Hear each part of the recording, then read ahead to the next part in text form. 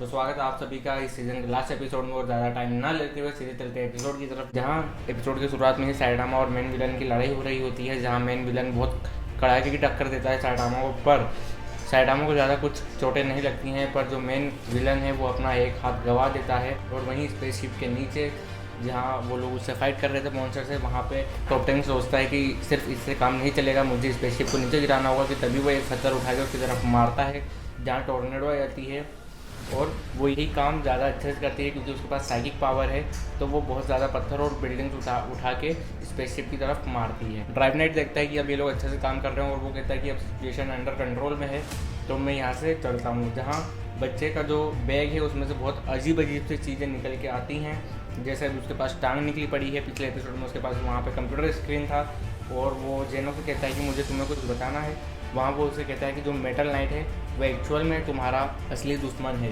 जहाँ जेनोस पूछता है कि ऐसा क्यों, तो वो कहता है कि तुम्हें बहुत जल्द मालूम पड़ जाएगा। दूसरी तरफ एटॉमिक समुराई और पूरी प्रिजनर अभी भी उस एक सर वाले से लड़ रहे हैं जिसने पिछले एपिसोड में सिल्वर फैंग को घायल करा था। तभी सिल्वर फैंग भी उठ के आ जाता है, जहाँ वो हैरान होता है मॉन्स्टर कि सिल्वर फैंग अभी तक जिंदा कैसे है। तभी वो लोग उसको भी मार के उसके अंदर का भी मार्बल तोड़ देते हैं, जिसके कारण वो मॉन्स्टर मर जाता है। वहीं स्पेसशिप के हमले से घायल हुए लोगों को रेस्क्यू करते हुए स्टिंगर, फ्लैश और मोमेंट राइडर आखिरी इंसान को भी बचा लेते हैं और वहाँ से चले जाते हैं। वहीं ऊपर मॉन्स्टर और साइडामा की बहुत तेज़ भिड़त होती है, जहाँ साइडामा मार खाते हुए दिखता है और साइडामा को मॉन्स्टर मारते हुए बाहर ले जाता है। और जब ये लोग स्पेसशिप की छत पर पहुँचते हैं, वहाँ वो बताता है कि ये जो शिप है इसका जो पावर है वो मैं हूँ, मैं ही इस शिप को कंट्रोल करता हूँ। जब तक मैं जिंदा हूँ तब तक ये शिप भी ऐसे ही रहेगी और मैं चाहूँ तो इस शिप से अपनी पावर ले सकता हूँ और इसे दे सकता हूँ। जहाँ अब मॉन्स्टर और ज़्यादा ताकतवर हो जाता है और बहुत ज़ोरदार का हमला साइडामा के ऊपर करता है। वहीं वो वापस से अपनी ब्रह्मांड वाली बकवास चालू करता है, जहाँ साइडामा और गुस्से में बोलता है कि तुम चुप हो जाओ। पर यहाँ पे एक देखने वाली चीज़ होती है, जहाँ पे मॉन्स्टर कहता है कि मैं अपने हील पावर से अपने आप को ठीक कर सकता हूँ, और वो जो उसका कटा हुआ हाथ है वो उस हील पावर से अपना जो कटा हुआ हाथ है वो वापस ले आता है। जहाँ साइडामा ये सब बकवास सुनकर उसे बोलता है कि अब तुम चुप हो जाओ क्योंकि अब मैं तुम्हें मारूंगा। वहीं वो ये चीज़ सुनकर और ज़ोरदार अटैक करता है, जो कि बहुत पावरफुल होता है। मॉन्स्टर साइडामा को बहुत बुरी तरह मारता है और सीधे उसे चांद पे ले जाके फेंक देता है। साइडामा चांद पे जाके गिरता है। पहले वो पत्थर उठा के देखता है कि आखिर उसे कितनी स्पीड से धरती पे वापस जाना है। तभी वो वहाँ से छलांग मारता है। जो मॉन्स्टर है वो अब पिंक कलर का दिखता है, जो कि उसका सबसे अपर लेवल की ताकत होती है। पर तभी साइडामा वापस आता है, जहाँ स्पेसशिप एक तरफ को झुकने लगती है और सब सोचते हैं कि ये टॉर्नेडो की वजह से हो रहा है, क्योंकि वो उसके ऊपर पत्थर फेंक रही है। जहाँ मॉन्स्टर ये देखकर शॉक हो जाता है कि आखिर क्या हुआ।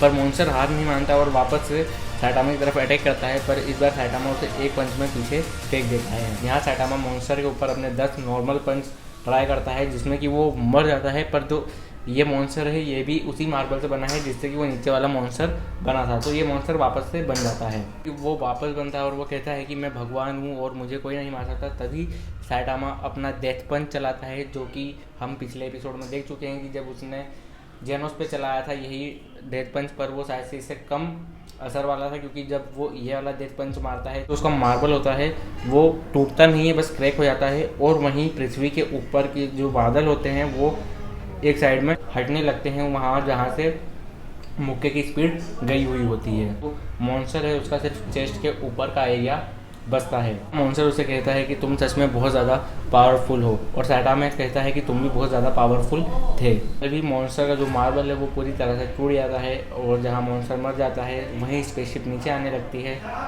जहाँ एस क्लास के हीरो आपस में रेस लगाते हैं कि सबसे पहले कौन पहुंचेगा। वहीं एटॉमिक समुराई कहता है कि जो सिल्वर फैंग है वो बूढ़ा होने के बाद भी सबसे तेज कैसे दौड़ रहा है। वहीं जो पूरी प्रिजनर है वो बार बार अपना एंजल करके कुछ कहता है और मेटल बेट उससे चिल्ला रहा होता है कि तुम चुप हो जाओ, मैं तुमसे ज़्यादा तेज भागता हूँ। स्पेसशिप नीचे आता है। वहीं अमायमास जो कि हमारा क्लास ए रैंक का हीरो है वो वहाँ पे पहुँचता है, जहाँ वो मेटल बेट से पूछता है कि क्या मैं जान सकता हूँ कि आखिर तुमने मुझे कांटेक्ट नहीं करा, मुझे क्यों नहीं बुलाया गया जब ये सब हुआ। मास क्लास ए हीरो की बहुत बुरी तरह से बेइज्जती करता है कि तुम लोग क्लास ए के हीरो हो, तुम्हें इन लोगों को बचाना चाहिए था पर तुमने नहीं बचाया।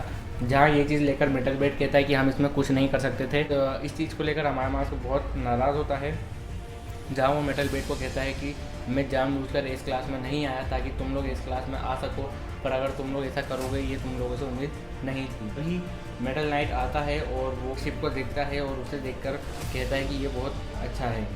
जहाँ जेनोस उससे कहता है कि क्या तुम ये अब स्पेसशिप को भी अपने अंडर में लोगे और इससे भी नए नए वेपन्स बनाओगे। जहाँ वो कहता है कि हाँ शायद मैं यही चीज़ करने की सोच रहा हूँ। कि तभी लश्कर वहाँ से आवाज़ लगाता है कि हमें कुछ एलियंस मिले हैं। जहाँ वो लोग उनके पास जाते हैं और तभी हमें अमाय मास्टर की भी पावर इस एपिसोड में देखने की मिलती है, जहाँ वो सिर्फ एक झटके में उन सभी एलियंस को ख़त्म कर देता है। जहाँ जेनोस कुछ सोच रहा होता है कि तभी उसे सैटामा की याद आती है और तभी हम देखते हैं कि टॉर्नेडो जिस तरफ उड़ रही होती है हवा में, उसी तरह से सैटामा स्पेसशिप तोड़ता हुआ बाहर आता है। जहाँ जेनोस उसे कहता है कि आपको देखकर खुशी हुई कि आपने उसे हरा दिया मेन मॉन्स्टर को। तो सैटामा कहता है कि हाँ वो बहुत ज़्यादा पावरफुल था पर तब भी मैं जीत गया। जहाँ वो टॉर्नेडो को इग्नोर करके जा रहे होते हैं कि तभी टॉर्नेडो पीछे से आवाज़ देती है और उनको बुरा बुरा बोलती है। कि तभी सैटामा जेनोस से कहता है कि तुम इसे कुछ क्यों नहीं कहते। जहाँ जेनोस टॉर्नेडो को जवाब देता है कि तभी टॉर्नेडो जेनोस को उठा के सीधे पत्थर पे दे मारती है। सिल्वर फैंग आके उसे शांत करता है टॉर्नेडो को और उसे वहाँ से जाने के लिए कहता है। हम देखते हैं कि जो सैटामा है वो जेनोस को निकाल रहा होता है कि तभी उसका एक हाथ सैटामा के हाथ में आ जाता है। और आगे दिखाते हैं कि बहुत से लोग रेस्क्यू हो गए हैं और सिटी है जो डिस्ट्रॉय हो चुकी है उसे वापस से बनाया जाता है।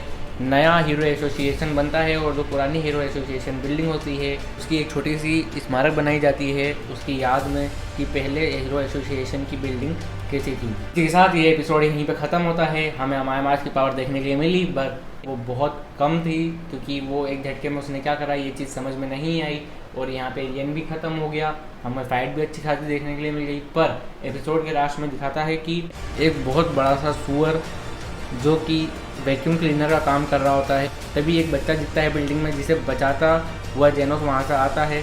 और जहाँ वो सुअर उससे पूछता है कि तुम कौन हो, तो वो कहता है कि एक हीरो जो कि सिर्फ फ़न के लिए है और बाद में कहता है कि मैं उनका डिसाइबल हूँ। सैटामा वापस से एक ही मुक्के में उस मॉन्स्टर को ख़त्म कर देता है और वापस से हमारा हीरो इसी चीज़ को लेकर बहुत तेज़ से चिल्लाता है कि मैंने इसे भी सिर्फ एक पंच में ख़त्म कर दिया, सिर्फ एक पंच।